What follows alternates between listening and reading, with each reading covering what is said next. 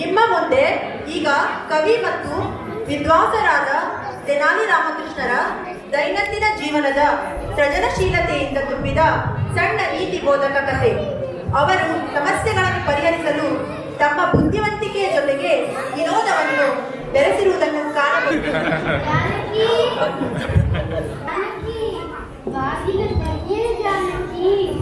ಬಂದೇರಿ.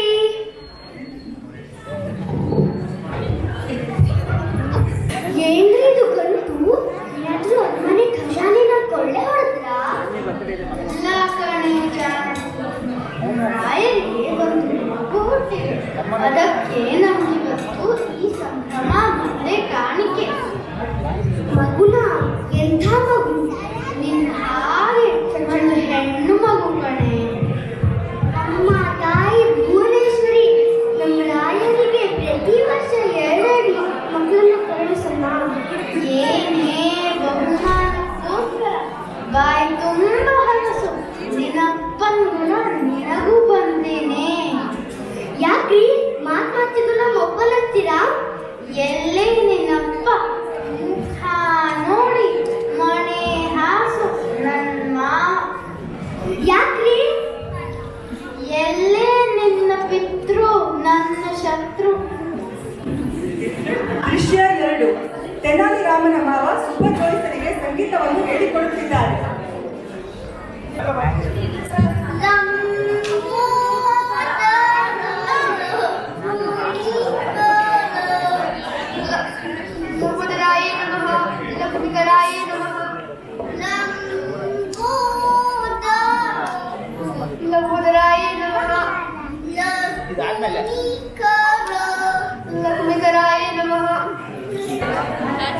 ಏನೇ ಜೋಡಿ ನರಲಾಟ.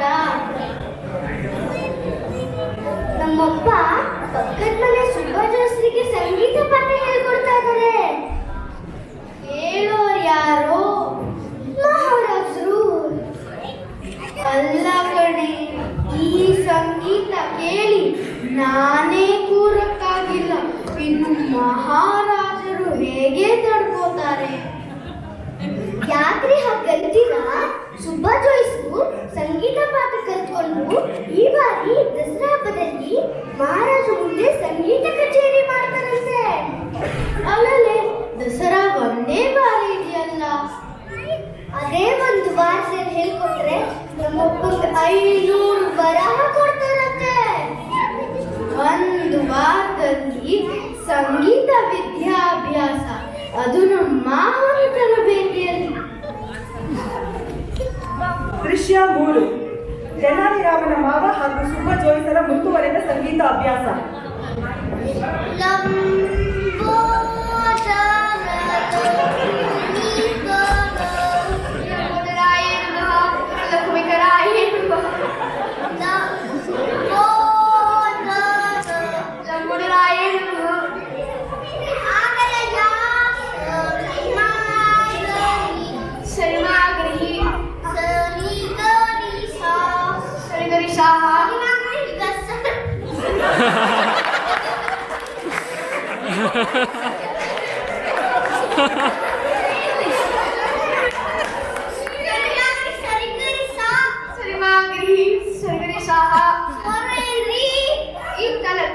ಗುರುಗಳೇ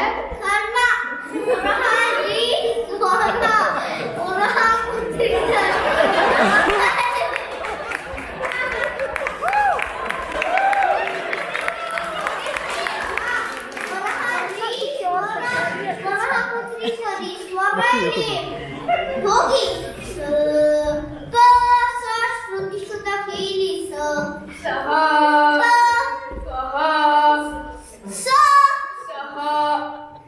ಅಯ್ಯೋ ಮೇಲೇನ್ರಿ?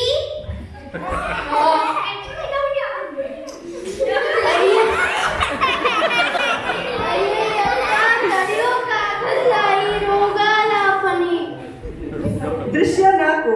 ತೆನಾಲಿ ರಾಮನು ತನ್ನ ಚಾಣಕ್ಷತೆಯನ್ನು ಉಪಯೋಗಿಸಿ ತನ್ನ ಮಾವನಿಗೆ ಬುದ್ಧಿ ಕಲಿಸಲು ಕರಿನಾಯಿಯನ್ನು ತಂದಿರುತ್ತಾನೆ.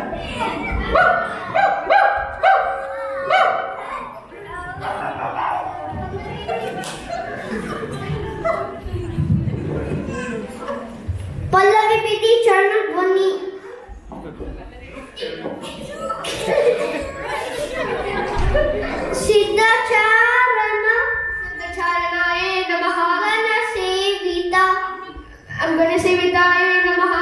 ಸಿದ್ಧಿವಿನಾಯಕ ಸಿದ್ಧಿವಿನಾಯಕಾಯ ನಮಃ. ತೇ ನಮೋ ನಮೋ ತೇ ನಮೋ ನಮಃ. ಯಾಕ್ರಿ ನಾಯಕ್ ಹೋಗ್ಲಾಗ ಬಗ್ಗೆದ್ರ ನಾನು ಗುರುಗಳೇ ಹೊರಗಡೆ ನಾಯಿ ಹೋಗ್ತಾ ಇದ್ದೆ. ರಾಮಕೃಷ್ಣ ಏನಾಗಿ ಮಾಡ್ತಿದ್ಯಾ ಭಾರತದಲ್ಲಿ ಈ ಕರಿ ನಾಯಿನ ಬಿಳಿ ನಾಯಿ ಮಾಡಿದ್ರೆ 500 ವರಹ ಕೊಡ್ತಾರಂತೆ. ಜಾನಕಿ ಬೇಗ ನಿಂಬೆ ತಗೋಪ್ಪಮ್ಮ ನಿಂಬೆ ಉಜ್ಜಿದ್ರೆ ಕರಿನ ಬಿಳಿನ ಆಗತ್ತ ಅಪ್ಪ ಅಲ್ಲಮ್ಮ ನಿಂಬೆಯನ್ನು ನಿನ್ನಂತ ನಿಂಗೆ ಅವನಿಗೆ ಹುಚ್ಚು ಹಿಡ್ದಿದೆ ಜಾನಕಿ ತಗೊಂಡ್ ಬಾ ನಿನ್ನಪ್ಪನಿಗೆ ಹುಚ್ಚಿಡಿದಿದೆ.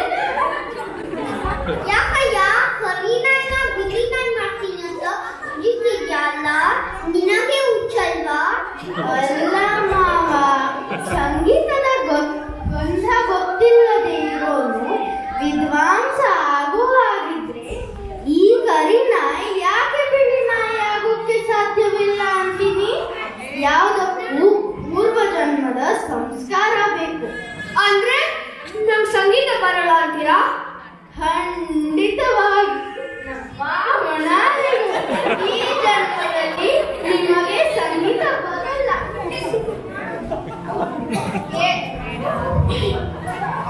ಏನ್ ಗುರುಗಳೇ ಸಂಗೀತ ಹೇಳಿಕೊಡ್ತೀನಿ ಅಂತ ಹೇಳಿ ಕಿತ್ಕೊಂಡ್ರಲ್ಲ. ಕೊಡಿ.